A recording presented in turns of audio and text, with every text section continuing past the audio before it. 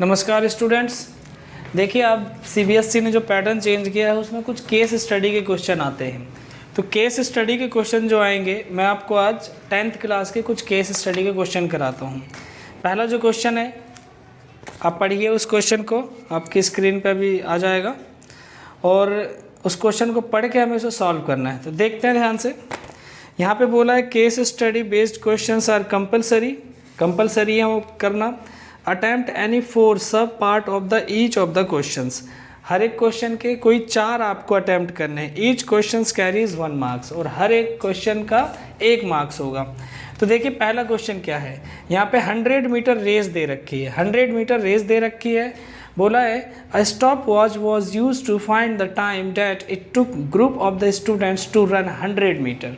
100 metre की race है और उसमें स्टॉप वॉच को क्या किया जा रहा है, यूज़ किया जा रहा है फाइंड करने के लिए कि कुछ बच्चों ने जो 100 मीटर की जो रेस की है उसको फाइंड करने के लिए। तो देखते हैं सबसे पहले टाइम। 0 से 20 सेकंड के बीच में 8 बच्चे हैं, ठीक है। उन्होंने 0 से 20 सेकंड के बीच में 100 मीटर की रेस फाइंड कर ली है, वो 8 बच्चे हैं। इसी तरीके से 20 से 40 के बीच में ऐसे बच्चे हैं जो 10 बच्चे हैं जिन्होंने 100 मीटर की रेस क्या कर ली है, कंप्लीट कर ली है। फिर उसके बाद 40 से 60 के बीच में 13 है, 60 से 80 के बीच में 6 है और 80 से 100 के बीच में 3 है। तो इसका मतलब आपको एक क्वेश्चन समझ आना चाहिए कि ये कौन से चैप्टर का है और हमें इसमें क्या गिवन है, ठीक है। आपको चैप्टर समझ आ गया होगा, कौन सा स्टैटिस्टिक का है, बिल्कुल सही है। अब देखते हैं पहला क्वेश्चन यहाँ पे 1 2 3 कोई 4 ही करने हैं आपको। यहाँ पे दे तो रखे हैं उन्होंने 5 पार्ट गिवन है, 5 पार्ट्स गिवन है यहाँ पे, तो आपको कोई 4 करने हैं। तो फिर भी हम तो पूरे करेंगे। Estimate the mean time taken by the student to finish the race. अब देखो ध्यान से क्वेश्चन में बोला मेन। अब ये क्वेश्चन अब मीन निकालने के लिए हमें क्या करना पड़ेगा, पूरे एक प्रोसेस अपनाना पड़ेगा, ठीक है। चलो वो भी हो जाएगा।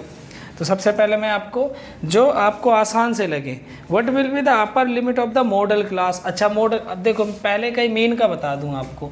मीन के लिए बच्चों ये एफ दिया होता है, ठीक है। ये एफ दिया है, ये एफ दिया हुआ है और उसके बाद यहाँ पे आपको एक्स आई निकालना पड़ेगा। एक्स आई कैसे निकालेंगे, ये 10 आ जाएगा, ये आ जाएगा 30 आ जाएगा।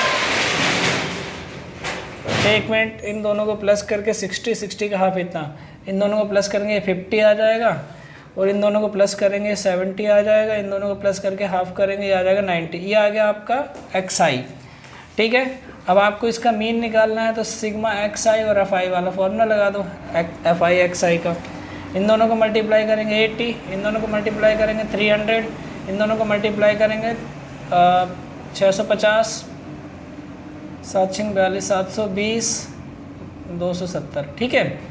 इन सबको प्लस कर लेंगे, प्लस करके जो भी आएगा 9 और 5 14 और 2 22 2 कैरी 9 और 4 13 और 2 15 और 2 17। तो ये आ जाएगा और इसका सम देख लो। इसका सम वैसे क्वेश्चन में दे रखा है क्या, नंबर ऑफ स्टूडेंट नहीं दिया है, तो यहाँ पे फाइंड करना पड़ेगा। 9 हो गया, 9 और 13 22 और 8 40 हो गया। इसको इससे डिवाइड कर देंगे तो यहाँ पे 4 से जब इसको डिवाइड करोगे 172 को, तो ये 4 चौक 16 और 1 4 3 12 43 आपका आंसर हो जाएगा, ऑप्शन नंबर 3, ठीक है। पहले का आंसर ऑप्शन नंबर 3 है। आपको ये सब तो करना ही पड़ेगा मीन निकालने के लिए, क्योंकि आप वैसे कोई इजी वे से तो आप निकाल नहीं सकते। और अगर और कोई वे नहीं है, मैं और इसमें शॉर्टकट कोई बता नहीं सकता, नहीं है शॉर्टकट इसमें ज़्यादा कुछ। चलिए आगे बढ़ते हैं। इसमें आप बोला है मॉडल क्लास का अपर लिमिट। सबसे पहले आपको मॉडल क्लास पता होनी चाहिए। मॉडल क्लास कौन सी होगी, मॉडल क्लास बच्चों ये होगी जो सबसे ज़्यादा होता है मॉडल क्लास है, ठीक है। सेकंड क्वेश्चन में बोला है what will be the upper limit of the model class. तो मॉडल क्लास ये हो गई। मॉडल क्लास की कौन सी लिमिट, अपर लिमिट हो गई 60। तो फर्स्ट क्वेश्चन का आंसर 3 हो गया। सेकंड बी क्वेश्चन का आंसर हो जाएगा, ये ए का था, बी का हो जाएगा आपका कौन सी लिमिट बोली? अपर 60 है तो 60 इसमें थर्ड, इसमें भी थर्ड का ही आंसर है, ठीक है। The constructions of the communicative frequency table is using in determining the construction of communicative frequency C F कब फाइंड करते हो आप? जब आपको मीन निकालना होता है या मीडियन निकालना होता है या मोड निकालना होता है, आपको ये बताना है इसमें। तो क्वेश्चन में आपको बोला सी एफ कब फाइंड किया जाएगा, किस लिए फाइंड किया जाता है, मीन, मीडियन, मोड या ऑल ऑफ दी अबो। अब आपके दिमाग में यहाँ पे हमने देखो मीन निकाला, मीन में तो नहीं चलेगा, मोडल क्लास निकाली उसमें भी नहीं चलेगा, बस बचा क्या? मीडियन। तो मीडियन इसका आंसर हो जाएगा, सी का आंसर हो जाएगा सेकेंड वाला, ठीक है। आगे बढ़ते हैं। The sum of lower limit और median class and modal class is, अब यहाँ पे देखो बच्चों, sum of lower limit modal class की लोअर लिमिट तो 40 है, ठीक है। अब मीडियन क्लास की लोअर लिमिट कितनी होगी? मीडियन क्लास के लिए आपको क्या निकालना पड़ेगा? इसका सी एफ निकालना पड़ेगा। सी एफ कैसे निकालते हैं? 8, 18, ये हो जाएगा 31 के बाद ये 37 है ना, 37 और ये आ गया 40, तो 40 का आधा कितना होगा? 20, तो 20 की कौन सी इसमें आ जाएगा 20। अब दोनों का डिफरेंस देखो ध्यान से, डिफरेंस पूछा, सम बोला the sum of the lower limits of the median और मॉडल क्लास दोनों एक ही उसमें आ रहे हैं, तो 40 और 40 प्लस 40 कितना हुआ? 40 प्लस 40 कितना हुआ? और उनका क्या चाहिए? सम चाहिए, तो सम कितना हो जाएगा? 80, तो 80 आंसर होगा। तो डी का आपका आंसर हो जाएगा थर्ड वाला, ठीक है। आगे बढ़ते हैं। How many students finish the race within 1 minute? 1 minute के अंदर कितने बच्चे रेस को ख़त्म कर देते हैं? 1 मिनट बच्चों यहाँ पे कहाँ पे होगा? ये तो सेकंड में दिया है, तो 60 सेकंड में 1 मिनट होता है, तो 1 मिनट यहाँ तक होगा, तो 1 मिनट के अंदर कितने बच्चे यहाँ पे आप रेस ख़त्म कर देते हैं? देखो यहाँ पे इनको प्लस कर लेना, 31 वैसे ही आ जाएगा। तो 31 है कोई ऑप्शन इसमें? यस, थर्ड ऑप्शन है, ई का थर्ड ऑप्शन। यहाँ पे कमाल की बात देखिए, बहुत से क्वेश्चन सभी ऑप्शन का सिर्फ थर्ड आंसर, बस सी को छोड़ दिया जाए तो, ठीक है। तो ये आपका ये वर्ड प्रॉब्लम ख़त्म, वर्ड प्रॉब्लम मतलब केस स्टडी ख़त्म। केस स्टडी बहुत आसान था, किसी भी उससे पूछा जा सकता है केस स्टडी, ठीक है। तो केस स्टडी हम एक और केस स्टडी लेते हैं, चलिए आगे बढ़ते हैं। देखिए केस स्टडी बेस्ड सेकंड में बोला है, due to heavy storm an electric wire got bent is shown in the figure. एक फिगर गिवन है आपको, ये फिगर गिवन है, इस फिगर में एक इलेक्ट्रिक वायर क्या हो गई है? बेंट हो गई है। बेंट कब हुई है? जब बहुत ज़्यादा क्या आया है? स्टॉर्म का मतलब तूफान आया है। It is followed a mathematical shape, ये कोई मैथमेटिकल शेप ही फॉलो कर रही है। Answer the following questions, in questions के आपको आंसर देने हैं। यहाँ पे जो क्वेश्चन है ना, इनके हमें आंसर देने हैं। तो सबसे पहले हमें ये जो शेप है ये किस शेप की है, पहले हमें ये बताना पड़ेगा। Name the shape in which the wire is bent. देखिए ये इस शेप में बेंट हुआ है, अगर मैं देखूँ इस शेप में, यूँ बेंट हुआ है, ऐसे ही दिख रहा है मुझको तो, यू की शेप में। तो अभी तक 10th क्लास तक हमने इस शेप को नहीं पढ़ा है। ये इस शेप में आपका बेंट हुआ है, ठीक है। ये वाली शेप हमने अभी तक बिल्कुल नहीं पढ़ी है, ठीक है। तो मैं आपको बता दूं, इसमें से ये शेप जब हमने नहीं पढ़ी है तो इन्होंने दे दिया है, ये CBSE का ही पैटर्न का वो क्वेश्चन है, तो ये नहीं पढ़ी तो मैं बता देता हूँ ये होता क्या है। ये पैराबोला होता है बच्चों, पैराबोला इस शेप में ही बेंट होता है, ऐसे ही होता है वो पैराबोला, यूँ करके जाता है पैराबोला, ठीक है। तो ये पैराबोला है। अब पैराबोला आपका इसका ऑप्शन हो जाएगा पैराबोला। एलिप्स नहीं होगा, एलिप्स किस शेप का होता है? एलिप्स ऐसा होता है, एलिप्स ऐसा होगा। तो स्पाइरल की बात की जाए, स्पाइरल ऐसे होंगे। और लीनियर की एक लाइन होती है बिल्कुल, ठीक है। तो ये हमारे लिए पैराबोला इसका आंसर हो जाएगा। तो पैराबोला आप आंसर करिएगा। चलिए अगला देखते हैं। अगला इसमें क्वेश्चन क्या है? How many zeros are in the polynomial shape of a wire. मतलब यहाँ पे कितने जीरोज होंगे? अब सिंपल सी बात है भाई, आपको एक चीज़ समझनी है ये यूँ कट हो रहा है तो x पे कितनी बार कट हो रहा है? 2 बार, तो इसके 2 जीरोज़ हो गए। पहले वाले का आंसर क्या होता? पहले वाले का आंसर 4 था, ठीक है। बी वाले का आंसर कितना हो जाएगा? 2 जीरोज़, मतलब फर्स्ट वाला आंसर, ठीक है। The zeros of polynomial are, अब यहाँ पे बोला है कि इस पोलिनोमियल के जीरोज़ क्या होंगे, इस पोलिनोमियल के जीरोज़ क्या होंगे, हमें ये बताना है।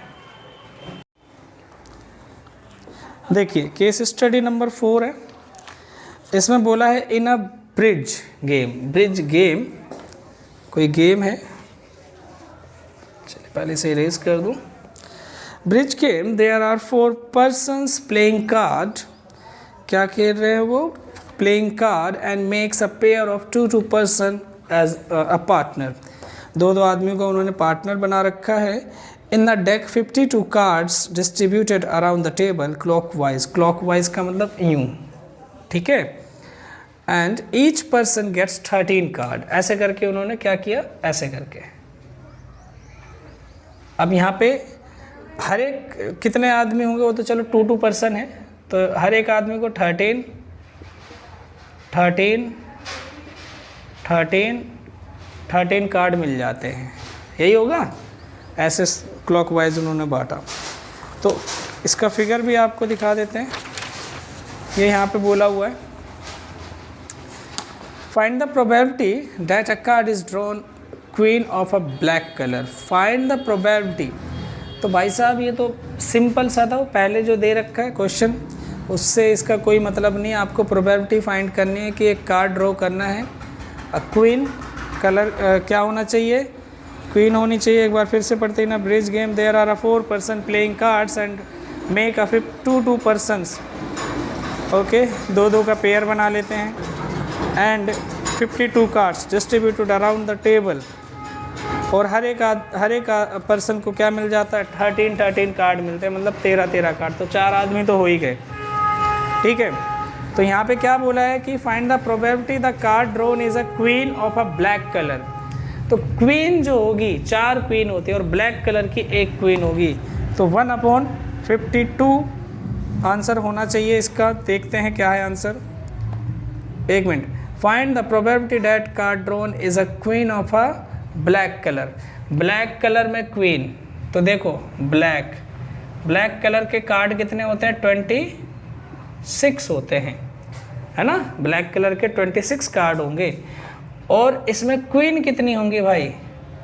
क्वीन 2 क्वीन होंगी हमारे पास, 2 ब्लैक और 2 रेड होंगी। तो इसका आंसर क्या होगा? तो 2/52 मतलब 1/26, इसका आंसर 1/26, 26 आ गया आपका आंसर। तो पहले का आंसर हो गया आपका 3rd, ठीक है। Find the probability that card is a drawn is a card with a number 5 और 6, या तो 5 हो या तो 6 हो। तो 5 आने की प्रोबेबिलिटी, 5 कार्ड आने की प्रोबेबिलिटी क्या होगी भाई? 5 कितने होंगे? 4 होंगे, तो 4/52 प्लस 6 आने की भी 4/52, और का मतलब यहाँ पे प्लस करना होगा, ठीक है। तो ये जब कट कर देंगे तो 1/52 मतलब 13, तो 2/13, तो इसका आंसर हो जाएगा बी पार्ट का आंसर हो जाएगा सेकंड नहीं, फर्स्ट है बच्चों, सॉरी फर्स्ट है, यहाँ पे ऑप्शन में फर्स्ट लिखेंगे। Find the probability that card drawn is a card with the number less than 8, आपको लेस देन 8 आने की प्रोबेबिलिटी बतानी। Find the probability that card are less than 8 से कम आने की प्रोबेबिलिटी बतानी। जैसे 1 2 3 4 5 7, तो 7 कितने कार्ड होंगे? 7 तो 4 कार्ड होंगे, तो 4 हो गए, तो 7 तक आने की प्रोबेबिलिटी क्या हो जाएगी? 28/52, इसको इससे कट करेंगे तो ये आ जाएगा 14/26, तो 14/26 इसका ऑप्शन है, नन ऑफ दीज हो जाएगा। Find the probability that card drawn is a card with the number 2 and 9। अब यहाँ पे 2 and 9 है तो मल्टीप्लाई करना है, एंड में मल्टीप्लाई करते हैं। 2 आने की प्रोबेबिलिटी 4/52 और 9 आने की प्रोबेबिलिटी भी 4/52, तो 1/13 और 1/13, तो ये आ जाएगा 1/169 आपका आंसर। तो इसमें 1/69 तो कोई ऑप्शन नहीं है। D the probability card is drawn with the number between, अच्छा बिटवीन बोला भाई, बिटवीन तो बहुत ज़्यादा हो जाएंगे फिर। बिटवीन यहाँ पे बोला find the probability that card drawn is between इतना, तो यहाँ पे 2 और 9 के बीच में जितने भी कार्ड है उन सब की प्रोबेबिलिटी को प्लस करना पड़ेगा, ठीक है। फिर उसके बाद what is the probability that any person get queen of a spade, spade spade एक ही क्वीन होगी स्पेड की, तो 1/52, लेकिन एक पर्सन चाहिए, एक पर्सन। अब सबके पास 13 पत्ते हैं, तो अगर इसके पास है तो 1/13 है ना, तो 1/13 हो सकता है अगर एक आदमी के पास कार्ड है। अब एक के पास कितने पत्ते हैं, 13, तो 13/52 मतलब 1/4 ऑप्शन, बी ऑप्शन इसका आंसर हो जाएगा। चलिए इतने क्वेश्चन आपको केस स्टडी के कराए, आपको समझ आए होंगे मैं उम्मीद करता हूँ।